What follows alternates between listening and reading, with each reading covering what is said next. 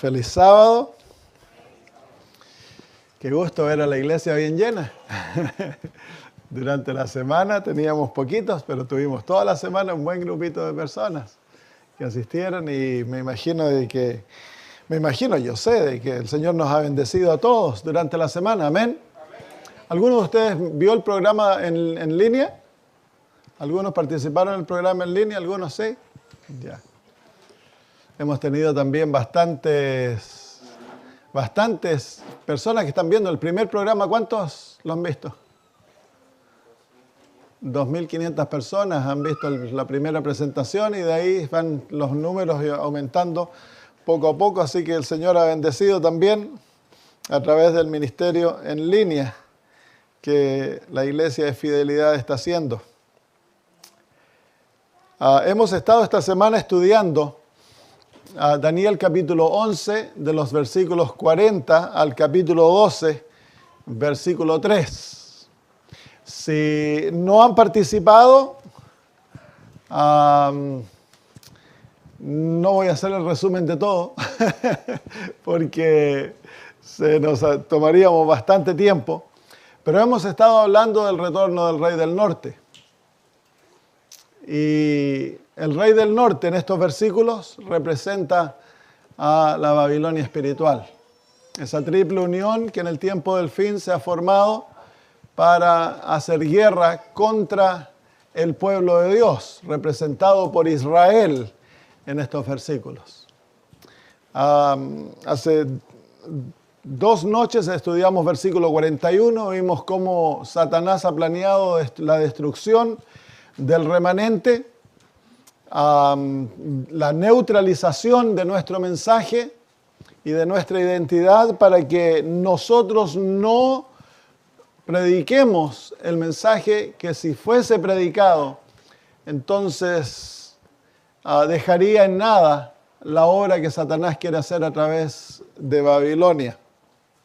Anoche aprendimos que Edom, Moab y lo mejor de los hijos de Amón representan a aquellos que aún están en Babilonia, que Dios tiene un pueblo en Babilonia. Y la hermana de Guay dice que la mayoría del pueblo de Dios aún se encuentra en Babilonia. Por lo tanto, es nuestro deber como iglesia, la única razón por la cual existimos, es predicar el Evangelio. Si nosotros no hacemos eso, es imposible formar un carácter en la imagen de Cristo sin dedicar nuestra vida a salvar a otros. Imposible. Si tú lo único que haces es orar, estudiar la Biblia, venir a la iglesia, va a llegar el momento en el cual tú vas a dejar de orar, de estudiar la Biblia y de venir a la iglesia. O tu experiencia se va a volver simplemente una experiencia farisaica. Es absolutamente importante para la salud espiritual el sacrificar nuestra comodidad y dedicarnos a buscar al perdido. Y buscar al que está perdido, al que está sufriendo, buscar hacer el bien a aquellos que nos rodean, ser como Jesús. Es imposible ser cristianos si nosotros no estamos buscando la salvación de aquellos que nos rodean. Así que la razón por la cual nosotros existimos como pueblo, como así la iglesia siempre ha existido, la iglesia fue formada para cumplir una misión, que es la misión de Dios. Nosotros somos una extensión del reino de Dios aquí en los cielos y el reino de Dios está inmerso en la predicación del Evangelio. El Padre, el Hijo, el Espíritu Santo, los ángeles están totalmente envueltos en esta obra y si ellos lo están, ¿cuánto más nosotros, que somos el objetivo del plan de la redención? Amén. Debiéramos sentirnos en deuda con el mundo. Ya que nosotros hemos recibido este mensaje maravilloso, debiéramos nosotros sentirnos en deuda con el mundo y debiéramos dedicar nuestras vidas a buscar al perdido. Amén. Y más aún, nosotros siendo el remanente tenemos una misión especial, que es la preparación de un pueblo para que se encuentre con Cristo Jesús en vida. Así que tenemos una labor muy grande como pueblo. Por eso Satanás quiere distraernos. Quiere envolvernos en luchas internas, en argumentos teológicos. Quiere que nuestros ojos sean como se llama, encandilados con las luces del mundo. y que nos volvamos, que dediquemos nuestras vidas a tratar de ganar riquezas y formar imperios y desarrollar una fama y tener casa o tener dinero, pero es que eso no hemos sido llamados para eso. Nosotros hemos sido llamados para la prédica del Evangelio. Amén. Muy bien, entonces anoche vimos cómo los versículos 42 y 43 se están cumpliendo en este mismo momento. Es lo que está ocurriendo ante nuestros propios ojos. Estados Unidos se está alzando para llegar a ser la nación que tendrá poder universal y que a través de su influencia el mundo entero se postrará a los pies del papado. Y los versículos 42 y 43 nos muestra que el papado va a tener control de todo, la Babilonia va a tener control de todo. Específicamente se menciona ahí los tesoros de oro y plata, refiriéndose al sistema financiero que controla este mundo.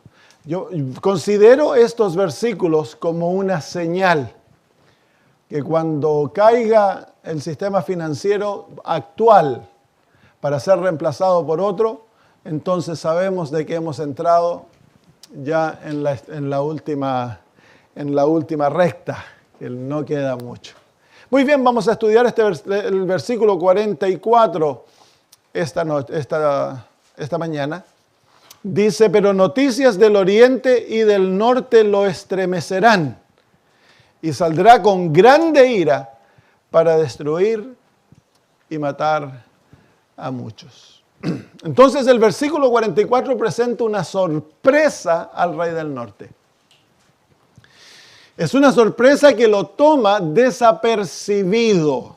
Entonces, cuando estas noticias que vienen del norte y del oriente o del este se hacen llegar a sus oídos, dice que a él lo estremece, que lo espanta. La palabra original es lo espanta, lo aterra.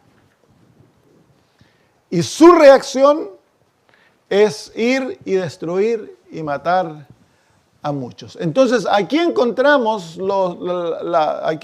aquel escenario que nosotros siempre hablamos de la persecución, de que van a morir muchos y todo eso. Este es el versículo, la realidad aquella. Lo que estudiamos en el versículo 41 fue un ataque de neutralización. Porque el rey del norte sabe muy bien que si la iglesia adventista es fiel a su llamado y predica su mensaje, entonces él va a ser neutralizado, porque nuestro mensaje desenmascara la obra de Satanás en los últimos días. Somos el único pueblo que poseemos esa información en detalle. No hay otro pueblo. Por eso se nos ha dado tanta información. Por eso tenemos el libro El conflicto de los siglos.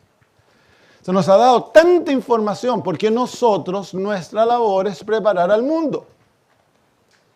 Pero ya al llegar al versículo 43, el rey del norte está confiado de que él tiene a todo el mundo bajo su control. Como lo vimos en una de las noches, de Babilonia salen 3 espíritus inmundos que van a todo el mundo y a los reyes de la tierra para prepararlos para la batalla del día de Dios Todopoderoso. Entonces ya él lo ha conquistado todo está abajo. Cuando él mira para atrás, ve incluso al remanente bajo su poder, a la iglesia adventista. No nos gusta predicar estas cosas. Tristemente hay muchos que creen de que el hablar de estas cosas es como fanatismo, que va a crear disensión, va a crear, ¿cómo se llama?, pensamientos extremos, pero es que no es así. En este momento, una de las causas de gran desánimo dentro del adventismo es lo que los miembros ven que está ocurriendo. Los escándalos de los cuales se escuchan, la introducción de doctrinas que no son nuestras, las prácticas que se están llevando a cabo, todas esas cosas para el adventista fiel es una fuente de gran desánimo. Y es desánimo porque no conocemos las profecías. Por eso que el miércoles nos dedicamos a estudiar aquellas profecías, hay varias otras que no tocamos, donde se muestra al remanente y la realidad del remanente. Y nosotros debemos entenderlas. ¿Por qué? Porque eso nos dará confianza que lo que está ocurriendo dentro del remanente no ha tomado a Dios por sorpresa. Fue profetizado y Dios está preparado para la emergencia. Entonces, ¿cuáles son las noticias que vienen del oriente y del norte? Así que vienen de atrás. Es algo que Él ya pasó. El oriente y el norte son los puntos cardinales en las Sagradas Escrituras para Dios y para Jesucristo. Dios el Padre es el verdadero Rey del norte. Y Babilonia, Satanás a través del sistema de Babilonia ha buscado tomar el lugar de Dios aquí en la tierra. ¿Se acuerdan la otra noche cuando vimos cómo esa triple alianza es la formación de una falsa deidad aquí en la tierra? Que Satanás toma el lugar de Dios el Padre, el papado toma el lugar de Cristo y el protestantismo apóstata toma el lugar del Espíritu Santo. Así que el propósito de Dios, de Satanás, es establecerse como el Dios de este mundo. Y que todo el mundo se subyugue por la fuerza o por conciencia al control de este sistema. Eso va a ser el propósito de la marca de la bestia, es identificar a aquellos que se han sometido. Y identificar a los que no se sometan.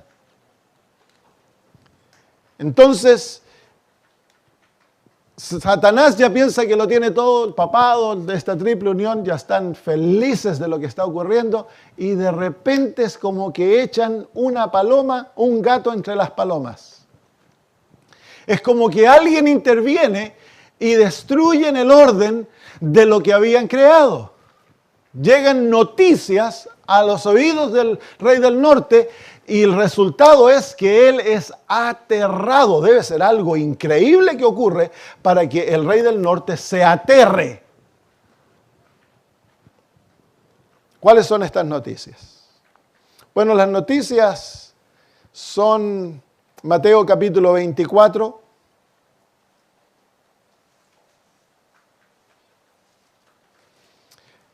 Versículo 14. Y será predicado este evangelio del reino a todo el mundo para testimonio a todas las naciones, entonces vendrá el fin. ¿Cuál es el evangelio del reino?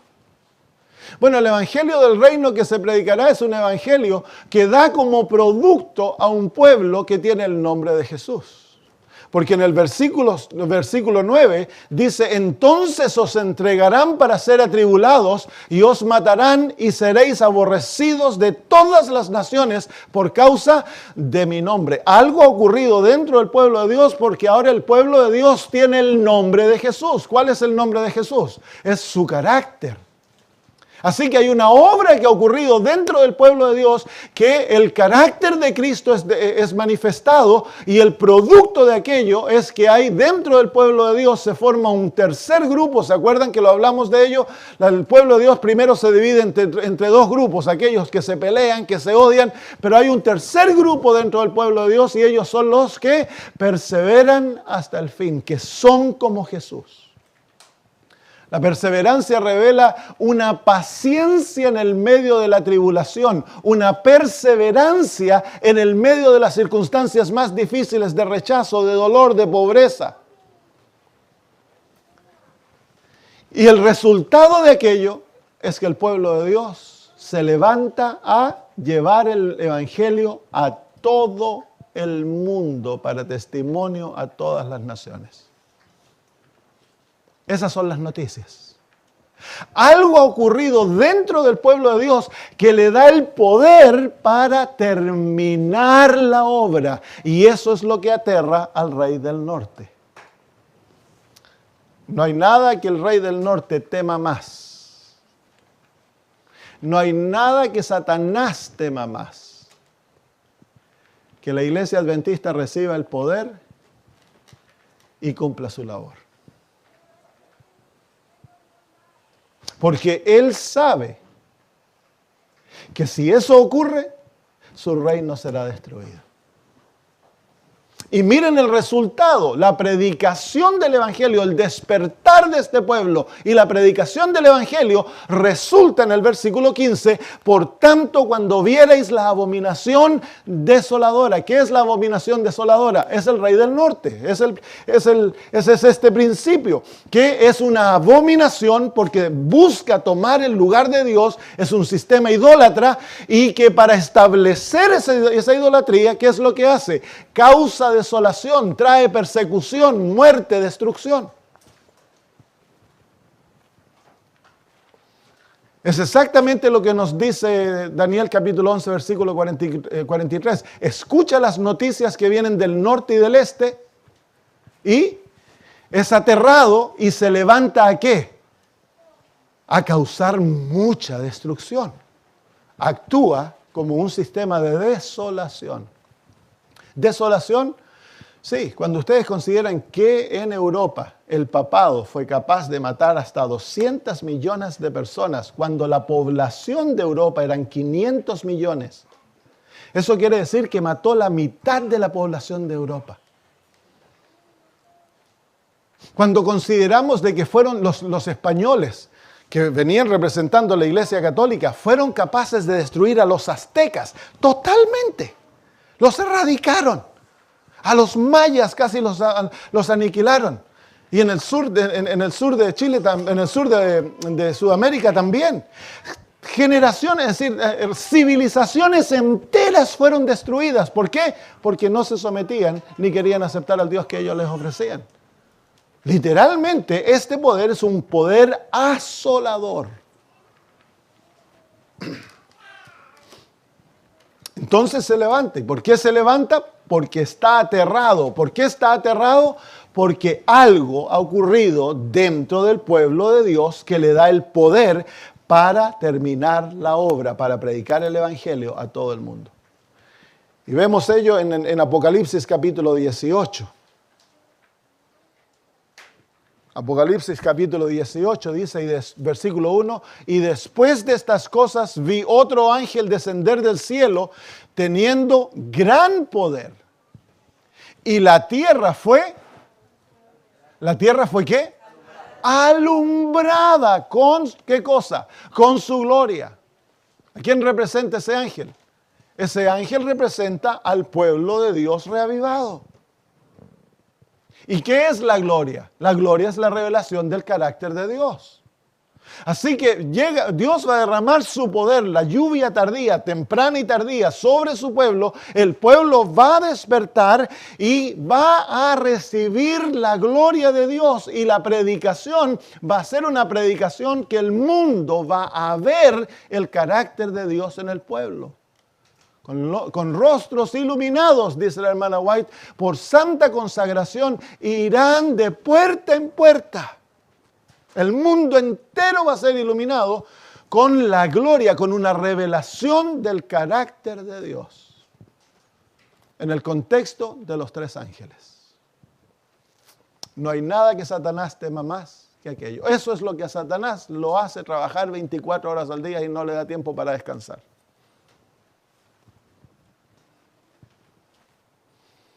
¿Será que va a ocurrir? Bueno, vamos a ver todas aquellas profecías que vimos rápidamente que mostraban al pueblo de Dios en apostasía y les voy a mostrar ahora cómo las mismas profecías muestran al pueblo de Dios triunfante. Génesis capítulo 6, ¿se acuerdan que el pueblo de Dios se mezcla con las mujeres? Y el resultado fue que dentro del pueblo de Dios se levantó una generación egoísta, una generación autoexaltada, una generación que demanda la admiración.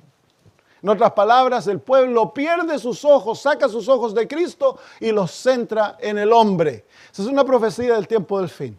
Pero luego nos dice el capítulo 6,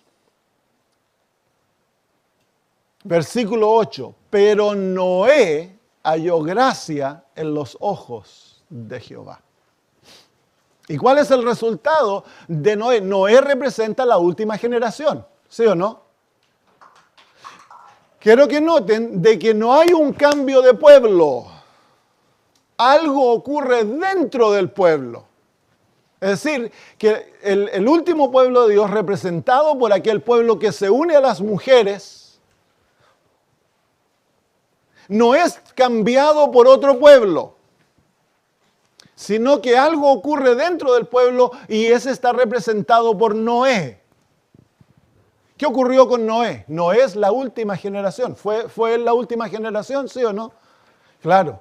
¿Dónde comienza el cambio de Noé? ¿Dónde comienza el cambio, la transformación con esa generación? Bueno, dice que Noé halló gracia en los ojos de Dios. Nosotros podemos leer esa declaración de dos maneras. Que Dios miró a Noé con gracia. O que Noé miró en los ojos de Dios y halló gracia en sus ojos. En otras palabras, Noé representa la última generación y esa generación descubre la gracia de Dios. Y se dan cuenta que Dios no es de la manera que lo venían culpando. Hay un redescubrimiento del verdadero evangelio. ¿Y cuál es el resultado de aquello? Versículo 9. Estas son las generaciones de Noé. Noé, varón justo, perfecto fue en sus generaciones, con Dios caminó Noé. Así que al redescubrir el mensaje maravilloso de la gracia del evangelio, ocurre algo en aquella generación. ¿Y cuál es el milagro? Es un milagro. ¿Qué ocurre?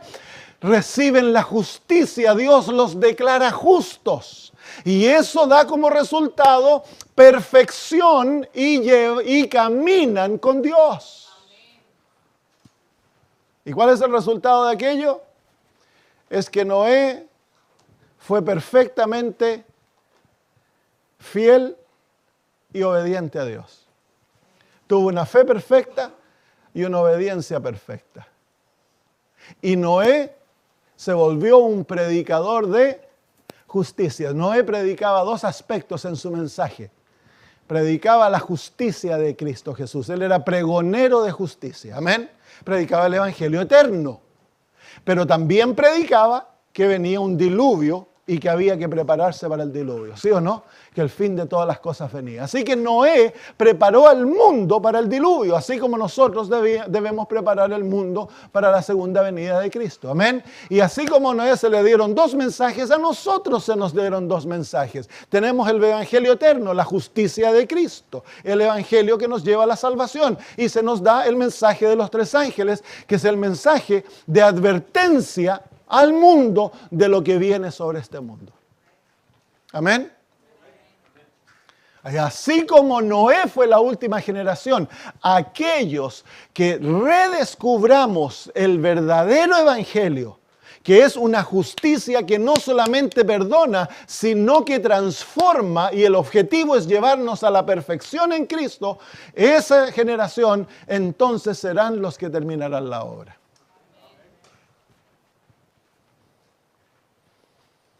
Y ellos serán perfectamente obedientes y tendrán una fe perfecta. He aquí los que guardan los mandamientos de Dios y tienen la fe de Jesús.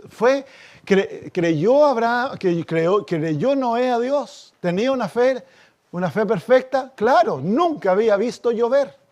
Era pastor, no era constructor de botes. Y Dios le dijo, viene diluvio. No le dijo cuándo iba a venir. A Noé no se le dijo que le iba a tomar 120 años. 120 años es un montón de tiempo, ¿sí o no? Alguno de nosotros nunca va a llegar a 120 años. Y sin embargo, Noé, ¿qué hizo? Noé fue y comenzó a construir un barco. ¿Dónde? Encima de una montaña, no en el valle. Encima de una montaña comenzó a construir un barco. Todos lo creyeron loco. Por 120 años, toda la ciencia, su propia iglesia estuvo en contra de él. Era loco, ¿qué? Pero si no ha llovido. Científicamente era imposible que lloviera. Y sin embargo él creyó la palabra de Dios y la obedeció a la letra. Y al fin de 120 años, y mira, y Dios le dice a Noé tenía 480 años de edad Noé. Y Dios le dice, Noé, prepara un arca para ti y tu familia. Noé no estaba casado ni tenía hijos. El primer hijo nació cuando él tenía 500 años de edad, así que le tomó 20 años encontrarse una esposa. Cuando él escuchó, arca para mí y para mis hijos, ¿qué hizo Noé? Se fue a buscar una esposa. Le tomó 20 años encontrar esposa y después que encontró esposa, tuvo hijos porque Dios le había dicho para ti y tu familia. Interesante, ¿no? El primer hijo nació cuando él tenía 501 años. Así que ahí tenemos a Noé y su familia. Noé es la última generación y él es reavivado, transformado. ¿Por qué? Porque descubrió el Evangelio. ¿Cuál Evangelio? El Evangelio que da la justicia de Cristo con el propósito de desarrollar la imagen de Jesús en nosotros. Amén. Y ese Evangelio nos lleva a caminar con Dios y nos hace perfectamente fieles y perfectamente obedientes. Amén. Satanás no se preocupa que nosotros prediquemos un evangelio que dice, no te preocupes, vas a seguir pecando hasta que Cristo venga. Ese no es el evangelio. Muy bien, vámonos al libro de Números, capítulo 25. En Números, capítulo 25, encontramos la historia de la apostasía junto a Sittim. Ya lo estudiamos. Tremenda apostasía, especialmente los líderes del pueblo. 24,000 perecieron en aquella apostasía. Una experiencia terrible que es ilustrativa, es profética de lo que la iglesia adventista va a pasar antes que entremos en la última batalla. Gracias a Dios por estas profecías. ¿Cuál es el resultado? Dice de que el pueblo se dividió en dos grandes grupos. ¿Cuáles fueron los dos grandes grupos? Los fieles y los infieles. Los fieles, ¿qué estaban haciendo? Mientras los infieles estaban bailando y acostándose con prostitutas. ¿Qué hicieron los fieles? Se fueron a la puerta del templo y ¿qué hacían ahí? Estaban orando, clamando ante Dios. Como resultado se paró, se puso de pie Finés. ¿Y qué hizo? Alanció a Cosbi y ¿cómo era el nombre? Zimri y a Cosbi en su tienda. ¿Y cuál fue el resultado de aquello? Vino un censo. Y después del censo, Dios organizó a los hijos de Israel para que fueran a atacar a Midian, Números 31. El censo es representativo del sellamiento. Y en Números 31 se escoge un grupo especial para que ataque a los midianitas. Miren, vamos a Números 31. De este capítulo está basado el concepto en Apocalipsis 7 y 14 de los 144,000. Miren lo que dice. Y Jehová dijo a Moisés diciendo, haz la venganza de los hijos de Israel contra los madianitas, después serás recogido tu pueblo. Entonces Moisés habló al pueblo diciendo, armaos algunos de vosotros para la guerra y vayan contra Madián y hagan la venganza de Jehová en Madián. 1,000 de cada tribu, de todas las tribus de los hijos de Israel enviaréis a la guerra. ¿Se fijan el concepto? Israel pasó por un periodo de apostasía, pero Israel vence. El pueblo fue limpiado y quedó aquello victorioso. Y el pueblo victorioso ahora va a escoger ¿qué? 1,000. De cada tribu, 12,000. Y esos 12,000 van a ser enviados ¿a dónde? No todo Israel va a ir a la guerra. ¿Cuántos van a ir a la guerra? 12,000, pero representan a todo Israel para tener victoria en contra de lo que se les hizo. Ahí se encuentra el concepto de los 144,000. Entonces dice, y así fueron dados de los millares de Israel, 1,000 de cada tribu, 12,000 armados para la guerra. Y Moisés los envió a la guerra, 1,000 por cada tribu envió. Y Finés, hijo de Eleazar, sacerdote, fue a la guerra con los santos instrumentos, con las trompetas en su mano para tocar. Bonito concepto. Entonces, los 12,000 van a la guerra, ¿y quién va con él? El sumo sacerdote. Así que Cristo termina, ya lo dijimos ayer, Cristo termina de interceder en los cielos, pero los 144,000 no van a estar solos, abandonados en la tierra. ¿Quién va a estar con ellos a la cabeza? Porque ellos son el ejército que representa a la iglesia de todas las edades en la última batalla. Estos van a ser los que van a esperar a Cristo vivos cuando Él retorne. Ellos no van a conocer la muerte. Son el último grupo, ese es Noé, esa es la última generación. Amén. Y son escogidos ¿de dónde? De entre el remanente victorioso. ¿Qué va a pasar con el resto? Bueno, el resto van a bajar al descanso. Los 144,000 van a ir a la pelea. Y miren, dice entonces, versículo 7, y pelearon contra Madián como Jehová lo mandó a Moisés, y mataron a todo varón, mataron también entre los muertos de ellos a los reyes de Madián, Eví, Requem, Sur, Ur, Reba, 5 reyes de Madián, a Balaam, también hijo de Beor, mataron a espada. Entonces el resultado del ataque de los 12,000 contra Madián es que los reyes que se habían unido son destruidos y el falso profeta también es destruido. ¿No pasa lo mismo al final? Cuando los 144,000 se unen. Recuerden que los 144,000 son considerados reyes. Ellos se unen a Cristo y lo van a seguir donde Él va. Ellos se van a sentar en tronos con Jesús. Ellos son los reyes. Así que cuando dice que el río Éufrates se secará, para preparar el camino de los reyes del oriente, ahí están los reyes del oriente, son Cristo Jesús y los 144,000. Son unidos, ambos conforman el ejército de los cielos, que están luchando ¿contra quién? Contra el rey del norte, pues. ¿Y cuál es el resultado en Apocalipsis 19? La unión es destruida, Apocalipsis 17, lo vamos a ver más tarde. La unión es destruida, Babilonia es separada en 3. Los reyes se vuelven contra la mujer y la queman, la destruyen. Y cuando Cristo viene, ¿qué ocurre? La bestia y el falso profeta son capturados y son echados ¿dónde? En el lago de fuego. Así que los principios se encuentran ahí. Así que, ¿cuál es el pueblo que tiene la victoria? ¿Pasa el pueblo por una experiencia de apostasía y rebelión, sí o no? Sí, pero no se cambia el pueblo. Dios no tuvo que desechar a Israel y traer a otro pueblo. ¿Qué hace Dios? Dios zarandea al pueblo y el pueblo es limpiado y el pueblo victorioso, del pueblo victorioso sale un grupo que va a ir a representar a todo Israel en la batalla contra los midianitas. Ocurre exactamente lo mismo en el tiempo del fin. La iglesia adventista estamos pasando por momentos críticos, pero esta iglesia va a triunfar.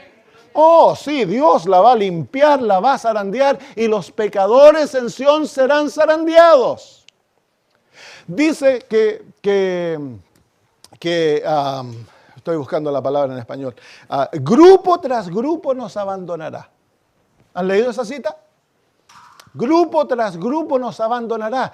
Pero cuando se predique el evangelio, rápidamente, dice la hermana White, los lugares que han sido dejados serán llenos por aquellos que se nos unen de Babilonia. Así que no vamos a descender en números, vamos a aumentar en números. ¿Amén? ¿Amén? Porque yo escucho por todos lados hoy día, no, que ya nos volvimos Babilonia, que hay que irse, que hay que salir, que hay que tener las casas, iglesias de casa, que ya no, cada uno por su propia cuenta. No, hermanos, no va a ser así. No va a ser así. Dios tiene un plan para el remanente y el remanente va a triunfar en Cristo Jesús. Amén. Hay que mantenerse adentro, no hay que salirse del bote. Pero no importa que el bote esté hasta aquí con agua, este bote no se puede hundir. ¿Amén? Claro que sí. Eso es lo que dice acá. Bueno, vámonos ahora a Ezequiel 37. Esta es la más linda de todas. Ezequiel 37. Ezequiel 37, ya lo estudiamos, parte de ello. ¿Cuál es la profecía de Ezequiel 37? Un valle. ¿Y el valle está lleno de qué? Huesos. Bien lindo el cuadro del remanente, ¿no? ¿Y a quién representa esos huesos en el valle?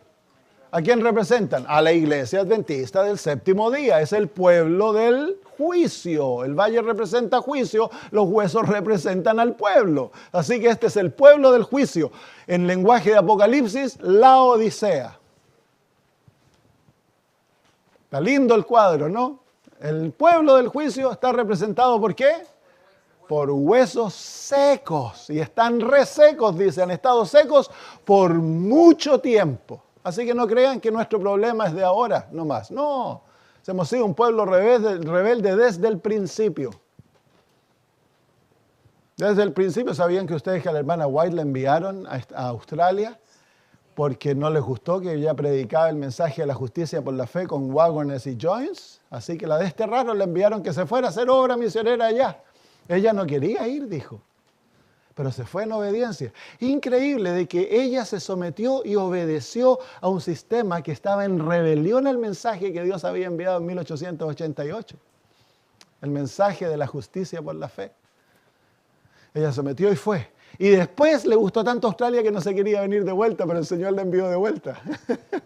Tenía que culminar su ministerio en Estados Unidos porque venía la gran reorganización de la iglesia en 1901 y se necesitaba que ella estuviera aquí.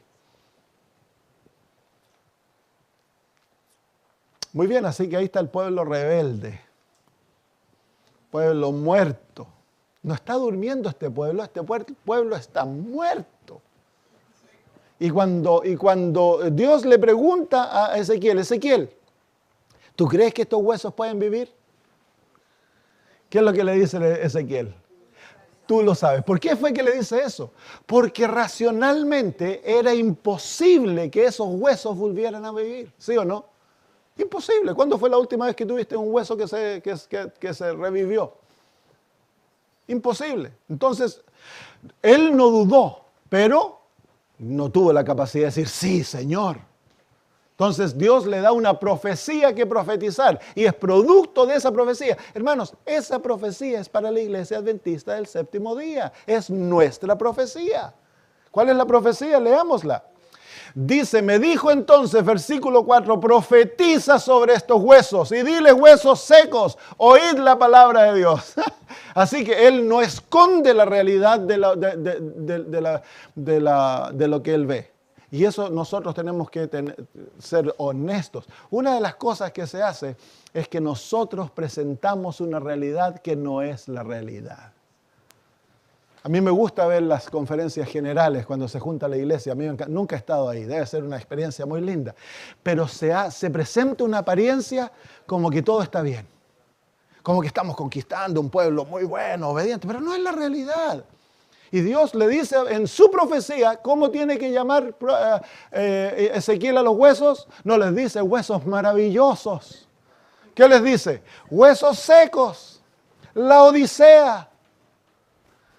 Pero luego miren lo que dice, huesos secos, oíd la palabra. Así que esta profecía capacita a los huesos para que escuchen. Están muertos, pero la profecía les da oídos para oír. Oíd la palabra de Jehová. Así dice Jehová el Señor a estos huesos. He aquí yo hago entrar espíritu en vosotros y viviréis. Amén. Hermanos, 3.000, ¿cuántos años? 2.500, 600 años atrás ya se dio la profecía para la restauración de la iglesia adventista. Amén. Y luego dice, y pondré tendón en vosotros y haré subir sobre vosotros carne y os cubriré de piel y pondré en vosotros espíritu y viviréis y sabréis que yo soy Jehová. El apóstol dice luego Ezequiel, profeticé pues como me fue mandado. Así que aquellos ministerios que andan predicando solo lo malo de la iglesia, ellos no están cumpliendo la palabra de Dios, son infieles a la palabra. Porque el verdadero cumplimiento de la profecía es profetizar lo que Dios nos ha mandado. ¿Y qué es lo que nos mandó? No tan solo llamarnos huesos secos, sino que mostrar el plan de Dios para su pueblo. Amén. Es que ¿saben lo que quieren? Quieren desanimar para recibir nuestro dinero. Yo escucho cada caso. Miren, déjenme decirles una cosa. No tan solo la iglesia organizada es la Odisea, sino que todo aquel que se identificó con esta iglesia somos la Odisea, ya sean independientes, rebeldes, todos somos identificados por huesos secos. ¿Sí o no? ¿Sí o no? Hasta la iglesia Fidelidad es un hueso seco. Si yo digo que no soy hueso seco, entonces estoy en rebelión contra la palabra de Dios, ¿sí o no?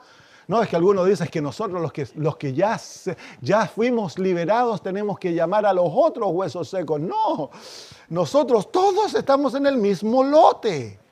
¿Sí o no? ¿Amén? Claro que sí. Entonces dice, mire qué lindo lo que ocurre ahora. Profeticé pues como me fue mandado. Qué suspenso, ¿no? El profeta dice lo que Dios dijo, le sale de su boca. Y mire lo que ocurre ahora. Dice, y hubo un ruido mientras yo profetizaba y un temblor. Eso no se lo esperaba, yo creo. Él profetizó para que los huesos llegaran a ser un gran ejército. Pero lo primero que ocurrió fue que un ruido y un temblor. Yo no sé si algunos de ustedes han pasado por un terremoto, pero cuando viene un terremoto, ¿qué es lo que viene primero? Un ruido. Uno escucha el terremoto antes que el terremoto llegue. ¿Cómo se llama eso, este terremoto, este ruido? ¿Cómo se lo llama en lenguaje simbólico? Se lo llama el zarandeo. ¿Qué es lo primero que Dios hace con los huesos? Los zarandea, pesca el valle y de repente, miren lo que ocurre. Con el zarandeo, ¿cuál es la próxima obra? Dice, y los huesos se juntaron. Cada hueso con su hueso. Qué lindo, pero debe haber sido aterrante porque de repente es terremoto, viene el terremoto, el zarandeo y los huesos comienzan a volar, hueso con hueso, clic, clic, clic, clic, clic, el ruido porque están todos los huesos chocando el uno con el otro, clic, clic, clic, la cabeza se junta con las vértebras con los hombros, clic, clic, clic, clic, clic. Oh, debe haber sido algo increíble, pero así que viene el zarandeo. Por un lado, el zarandeo va a hacer que todo aquello que está en rebelión y lo que quede se una. La primera obra de Dios la segunda obra de Dios es unirnos, porque mientras no haya unidad, Dios no puede bendecirnos. ¿No fue lo mismo que hizo Él con los apóstoles? La cruz fue el gran zarandeo. Separó aquello que era con lo que no era, ¿sí o no? Y quedó un grupo pequeñito, ¿sí o no? Claro, quedaron medios así atontados, pero el Señor los preparó y después vino el derramamiento del Espíritu. Y antes que viniera el derramamiento del Espíritu, ¿qué hicieron ellos, los 120, en el aposento alto? Se juntaron, oraron y se unieron. Amén. Y luego viene, dice, y miré. Así que ahora ya está el valle, pero el valle ya no está lleno de huesos. El valle está lleno ¿de qué? De cadáveres, de esqueletos, ¿sí o no? Es más lindo que los huesos, pero todavía es re feo. Pero ya ocurrió una obra, ¿cierto? ¿Qué ocurrió? La obra de unirse. Cuando ocurre la obra de unirse, ahora mire lo que comienza, una obra de recreación. Versículo 8, y miré y aquí tendones sobre ellos, y la carne subió, y la piel cubrió por encima de ellos, pero no había espíritu en ellos. Así que al final del segundo proceso, el primer proceso es que el proceso de zarandeo. Y se unen. El segundo proceso es el proceso de unión. Y el tercer proceso es el proceso de recreación. Nosotros llamamos eso la lluvia temprana. La lluvia temprana es la que obra en nosotros para recrearnos en la imagen de Cristo Jesús.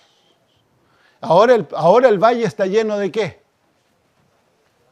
Ya no son cadáveres, ¿qué son? No, son cadáveres, pero no son esqueletos, ¿qué son ahora? Son cuerpos, son cadáveres todavía, están muertitos, pero están bien bonitos, ¿cierto? Ahora ya están con saco y corbata. Están bien bonitos. Pero ¿qué les falta? Les falta la vida. Y mire lo que trae el último proceso. Dice versículo 9. Y me dijo, profetiza. Al espíritu profetiza, hijo de hombre, y di al espíritu, así dice Jehová el Señor, espíritu, ven de los 4 vientos y sopla sobre estos muertos y vivirán. Y profetizó como me había mandado y entró espíritu en ellos. Y mire el resultado, y vivieron y estuvieron sobre sus pies. ¿Y qué son? Un ejército, ¿qué dice? Grande, así que no son un ejército chiquitito, son un ejército grande en extremo.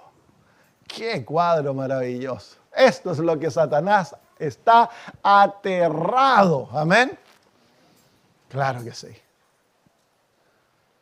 Un ejército grande. En el libro de Joel se nos presenta el cuadro Joel capítulo 2. Joel capítulo 2. Capítulo 1 y 2 nos presenta el ataque del rey del norte contra el pueblo de Dios y lo deja destruido. Pero en el capítulo 2 viene la promesa.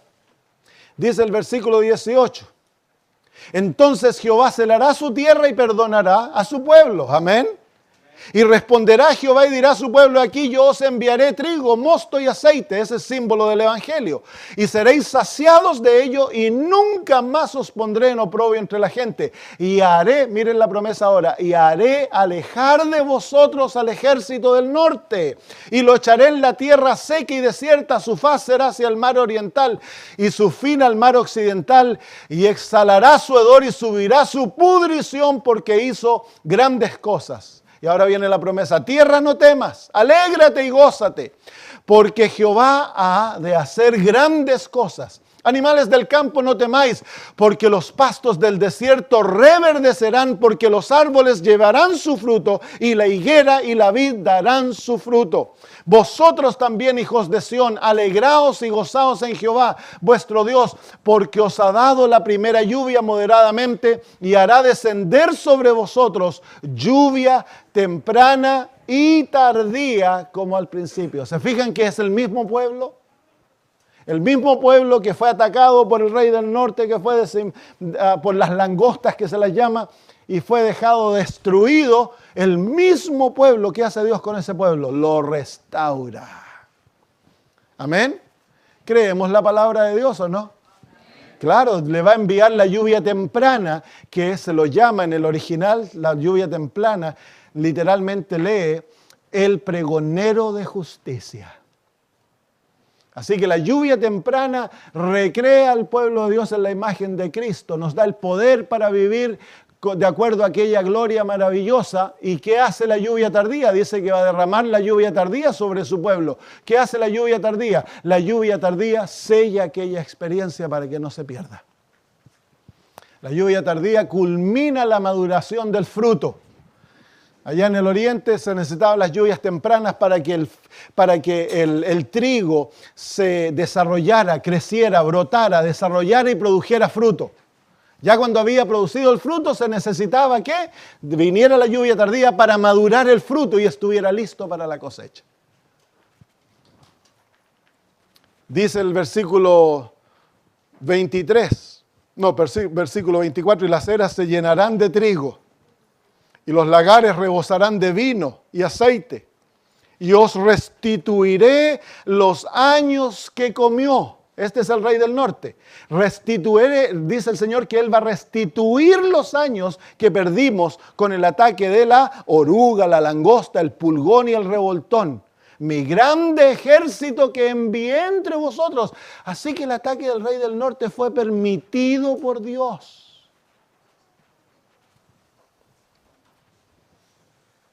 Y comeréis hasta saciaros y alabaréis el nombre de Jehová vuestro Dios, el cual hizo maravillas con vosotros, y mi pueblo nunca más será avergonzado. Y conoceréis que en medio de Israel estoy yo, y que yo soy Jehová vuestro Dios, y no hay otro, y mi pueblo nunca más será avergonzado. ¿Y cuál es la promesa que viene ahora? Y será que después de esto derramaré mi espíritu sobre toda carne. Ahí viene la ¿Cómo se llama? Apocalipsis capítulo 18, versículo 1. El mundo será lleno del Espíritu de Dios. Viene una revelación de Dios que nosotros ni siquiera nos imaginamos cómo va a ser. Va a ser un movimiento poderosísimo, tanto que Satanás, para detener la predicación del sábado de los 3 ángeles del Evangelio eterno, para detenerlo, él se va a tener que aparecer como Cristo. Si no, el mundo entero sería conquistado por la predicación de los 3 ángeles. ¡Wow! ¿Sí? Toda carne va a recibir el Espíritu Santo, va a ser influenciada, va a abrir las mentes, va a abrir los ojos, va a destruir las barreras para que todo ser humano tenga la libertad de escoger entre la verdad y el error.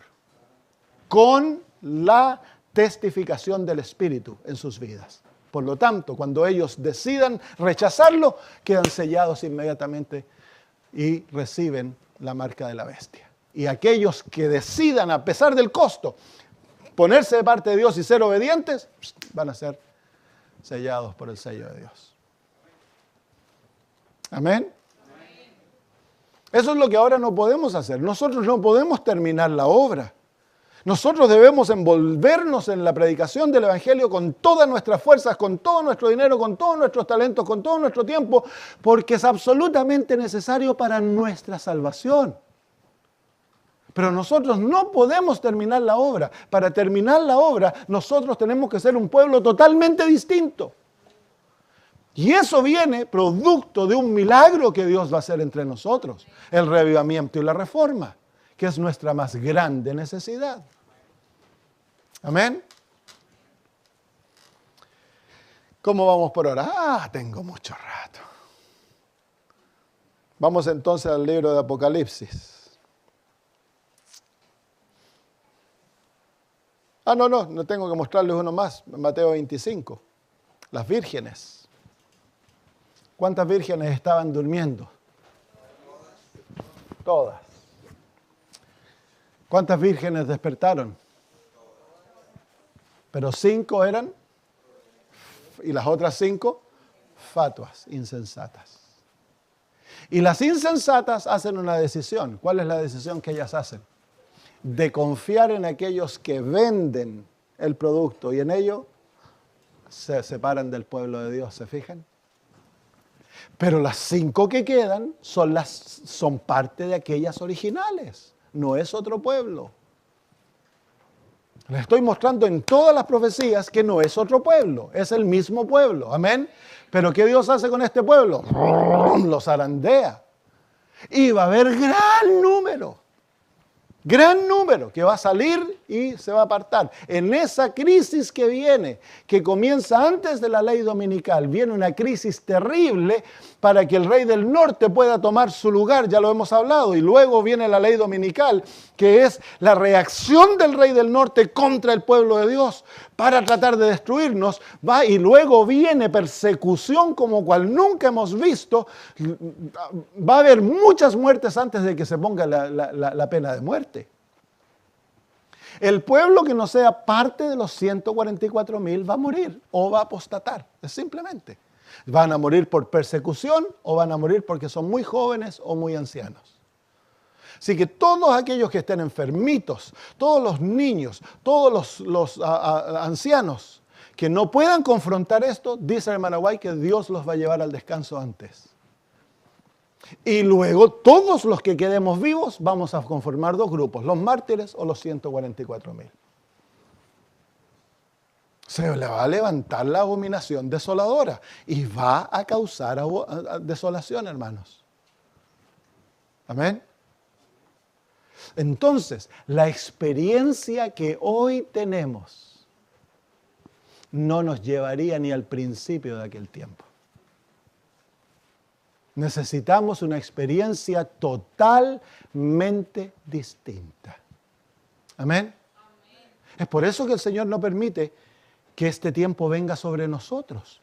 Dice, se levantará Miguel y habrá tiempo de angustia cual nunca antes lo había. Eso, hermanos, Dios lo ha escrito de esa manera para que no nos engañemos. Dice el Maraguay que no se puede describir el tiempo. La condición del mundo, no hay lenguaje humano que lo pueda describir. Y al pueblo de Dios se le van a quitar todo apoyo humano que tú has confiado en este momento, se te va a ser quitado. Ya no, los gobiernos no nos van a proteger, lo leímos eso anoche, no vamos a poder correr a Egipto para que nos proteja. Nuestro único ayo será Cristo Jesús. Y si no aprendemos a confiar en Cristo ahora, la confianza no es algo que se desarrolla de un momento para el otro. Por eso el Señor dice, el justo por la fe vivirá. Hemos de aprender a vivir por fe ahora, hermanos. A no depender. Cuando, por ejemplo, vino el COVID en Australia, se le daba $800 a cada persona que había quedado sin trabajo. Yo podría haber ido postulado, habría recibido esos $800 feliz, pero no lo hicimos con mi esposa. A pesar de que parecía, ¿de dónde va a venir dinero para pagar el arriendo y todo eso? No lo hicimos. ¿Por qué? Porque nosotros hemos decidido confiar en Jehová y vivir por fe en Él, en su palabra, y no tuvimos ningún problema. Pero aquellos que, voy a perder mi trabajo, pastor, ¿qué hago? Voy a perder mi trabajo, me tengo que poner la vacuna. No se ponga la vacuna, confíe en el Señor. Si el COVID fue para probar nuestra fe y mostrarnos que no hemos aprendido a aprender en Jehová, a confiar en Él. Entonces, ¿cuántos adventistas para sostener el trabajo se pusieron la vacuna? ¿Y cuántos ahora están súper enfermos? Porque no confiaron en Dios. Entonces, si no aprendimos a confiar en Dios, el Señor nos ha dado un periodo de tiempo para que confiemos en Él. Porque el tiempo viene cuando esa situación de COVID se va a volver a repetir, pero ya no va a haber vuelta atrás. Los que no han aprendido a confiar en Jehová y se sometan al sistema van a ser marcados por la marca de la bestia y se acabó, no hay vuelta atrás. Entonces el Señor en su gracia nos permitió pasar por la era del COVID y bueno, sí, que yo lo hice porque yo tenía que ir de vacaciones, yo tenía que ir a ver a mis papás o del trabajo, cómo íbamos a comer. Pero si tú tienes un Dios, un Padre en los cielos que dijo que Él es el que te da de comer, Él es el que te viste, Él es el que te sustenta. Parece fanatismo, pero así es, hermanos. Dios nos probó y déjenme decirle, la gran mayoría del pueblo falló. ¿Qué hubiera pasado si el COVID era la ley dominical? ¿Qué hubiera pasado? ¿Qué hubiera pasado? Te hago la pregunta. ¿Qué hubiera pasado? ¿Habrías vendido tu cuerpo y tu vida por la comida, por el salario, por los privilegios? Va a ser exactamente igual, pero 1000 veces más difícil. Entonces, ahora llegó la hora de poner a Dios a la prueba y confiar en Él. Déjame decirte una, si tú no pagas los diezmos, olvídate, no vas a recibirle el sello de Dios. ¿Por qué? Porque tú no has aprendido a confiar en Él. Si el asunto del diezmo es un asunto de confianza. Si ahora cuando te aprietan el zapato en el trabajo tienes que quebrar el sábado al fin del viernes y bueno, olvídate, no vas a recibir el sello de Dios. Eso está aproviando tu confianza. Si ahora no eres obediente en lo que comes, en lo que bebes, olvídate que cuando venga la presión, tú vas a ser obediente a Dios. La obediencia no se desarrolla instantáneamente. La confianza no se desarrolla instantáneamente. Un carácter en la imagen de Cristo no es desarrollado instantáneamente. Viene a través de la experiencia con Cristo. Es una experiencia, por eso que las vírgenes, cuando las otras le piden aceite, le dicen, no podemos daros porque nos faltaría a nosotros. Vayan a comprar. Es intransferible. La experiencia que tenemos con Jesús no se puede transferir. Tiene que ser desarrollado personalmente. Amén. Entonces demanda el tiempo que estamos viviendo, que es un tiempo de gracia que Dios nos está dando, demanda que lo tomemos seriamente y que nos invirtamos en el desarrollo de la imagen de Jesús en nuestras vidas. De deshacerse todo aquello que está en contra de la voluntad de Dios. Todo tiene que ser echado por la ventana. Tenemos que arrepentirnos, confesar nuestros pecados y buscar una experiencia con Cristo, la cual aún no la tenemos. ¿Tú crees que si pasas horas metidos en el teléfono, cuando venga la crisis, va a ser, bueno, ahora dejo el teléfono, ahora tengo que recibir el sello de Dios? Olvídate. Si este mundo, si las modas, las películas, el entretenimiento, los deportes de este mundo es lo que te consume, cuando Cristo venga, cuando venga el sellamiento, olvídate. Tiene que haber una entrega total a Cristo Jesús, absoluta, el todo por el todo. Como los apóstoles, estar dispuestos a morir por nuestro Salvador. Amén. Es el todo por el todo. Vamos a terminar con Apocalipsis, capítulo 7.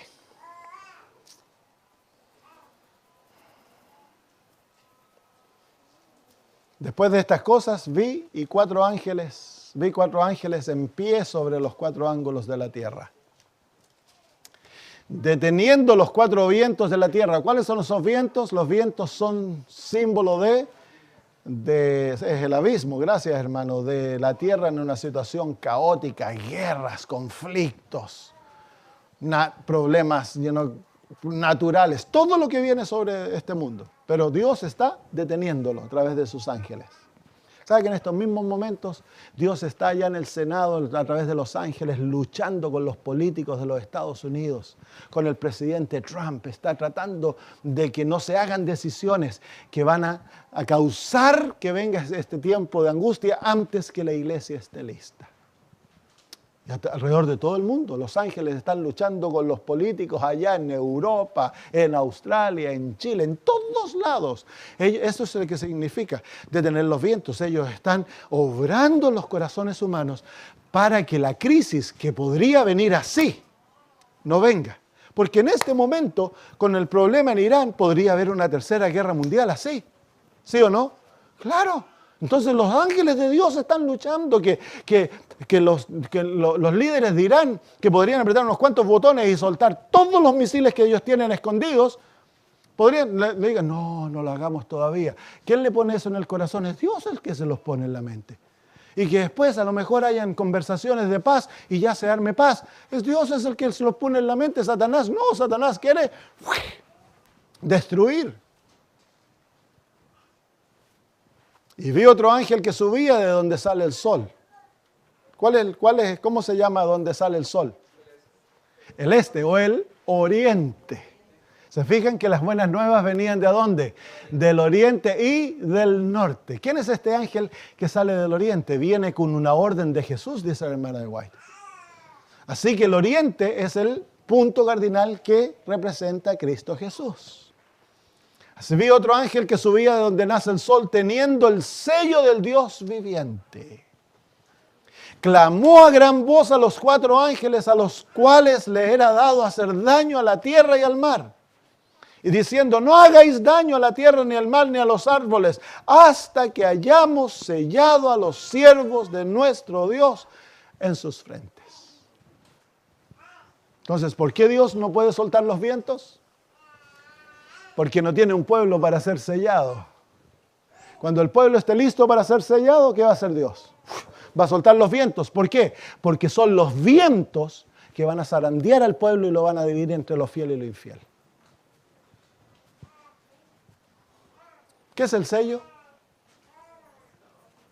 ¿Qué es el sello?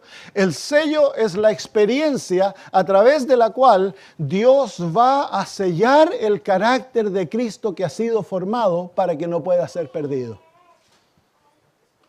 Ese es el sello. ¿Y cuál es la experiencia del sello? La experiencia del sello es, ¿qué es lo que Dios quiere sellar en el corazón? Su ley, que es su carácter. ¿Y cuál es el sello en la ley? El sábado. Por lo tanto, la experiencia del sellamiento tiene que ser una prueba sobre el sábado. Porque representa la autoridad de Dios en este mundo, que Él es el dueño de todas las cosas y no Satanás.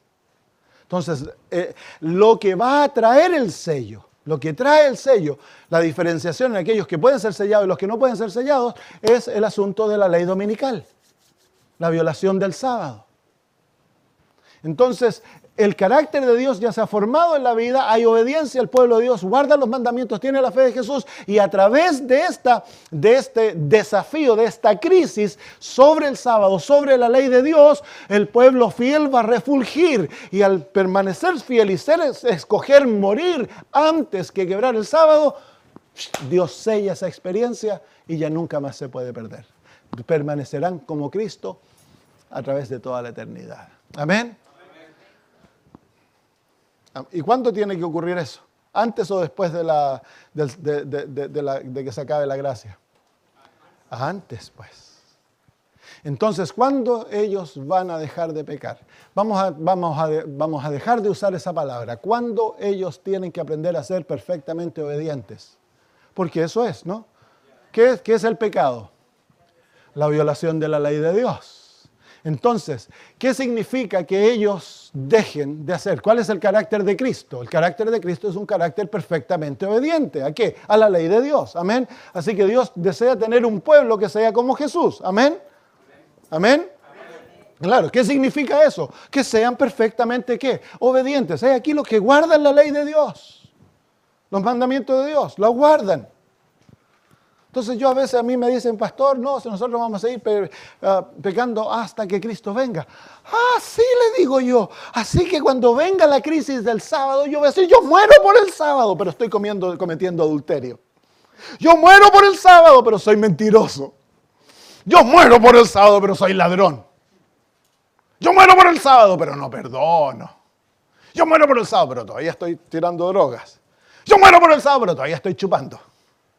Entonces le digo, ¿cuál es el pecado que yo puedo seguir haciendo hasta que Cristo venga? ¿Puedo seguir siendo orgulloso? ¿Puedo seguir siendo egoísta? ¿Puedo seguir siendo codicioso de mujeres? Mirando así nomás con un ojo. ¿Puedo seguir? Entonces no hay ningún pecado que yo pueda seguir cometiendo hasta que Cristo venga. Es una mentira. Es una mentira para hacerte sentir cómodo que tú eres justo a pesar de que sigues pecando, violando la ley de Dios. No importa, la justicia imputada te garantiza un lugar en el cielo. Dios no va a llegar a ningún rebelde violador de su ley al cielo. ¿Cuál es el propósito de la justicia? Hacernos obedientes. ¿Y qué es la obediencia? El carácter de Cristo. Amén. Entonces Dios espera, es paciente, hablábamos con el hermano Wilfredo, es paciente Dios. ¿Cuán paciente? A veces me tiro los pelos y digo, con lo contumaz y duro de cabeza que yo soy, yo ya habría perdido la paciencia conmigo mismo 100 veces si yo fuera Dios. Y sin embargo el Señor es paciente con nosotros, no queriendo que ninguno perezca, sino que todos procedamos al arrepentimiento. ¿Qué hubiera pasado si la ley dominical se hubiera pasado hace un mes atrás?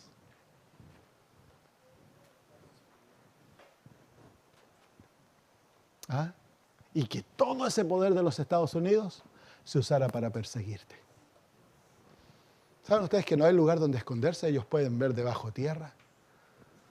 Las cuevas no van a ser lugar para protegernos, es solo Dios que va a protegernos.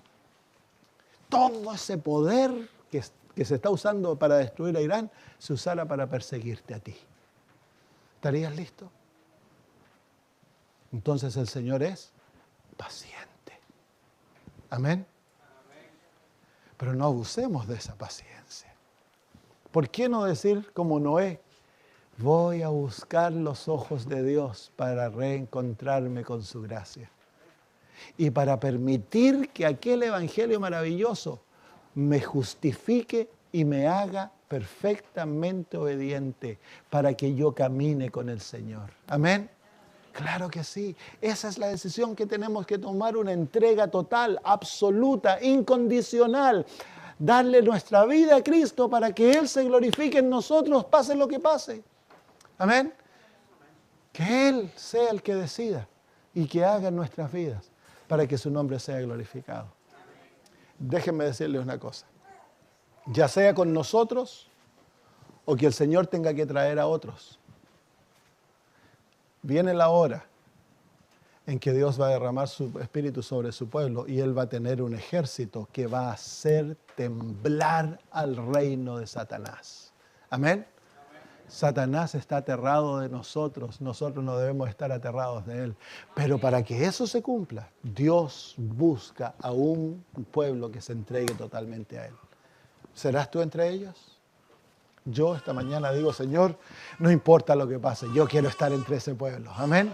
¿Sí? Si tú deseas lo mismo, pero te gustaría ponerte en pie y decirle, Señor, yo quiero estar entre ese pueblo. Yo hoy decido estar entre ese pueblo. No importa lo que tengas que hacer conmigo, hazlo, Señor. Yo quiero estar entre ese pueblo. Amén. Oremos. Padre maravilloso, gracias por lo que hemos leído, estudiado hoy y ver que en tu maravilloso plan tú tienes, Señor, la victoria garantizada para nosotros como pueblo. Si estamos dispuestos nosotros a como Noé, como aquellos huesos secos, como el pueblo, Señor, representado por Joel, estar dispuestos, Señor, a que tú hagas aquella obra maravillosa de reavivamiento y de reforma en nuestras vidas. Nos ponemos de pie, Señor, porque hoy escogemos ser parte de aquel pueblo.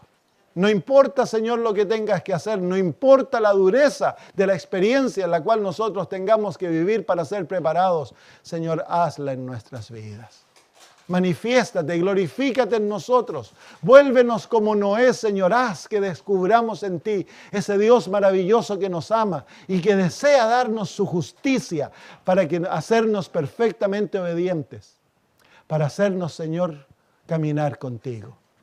Y que de esa manera, Señor, tengamos una fe inamovible y que cumplamos la labor maravillosa que nos has llamado a cumplir. Señor, nosotros sabemos que tus profecías se cumplirán, que tu palabra es fiel, que no será quebrantada. Y queremos, Señor, esta mañana rendirnos a tus pies para ser parte del cumplimiento profético. Gracias, Señor, en el nombre de Jesús. Amén.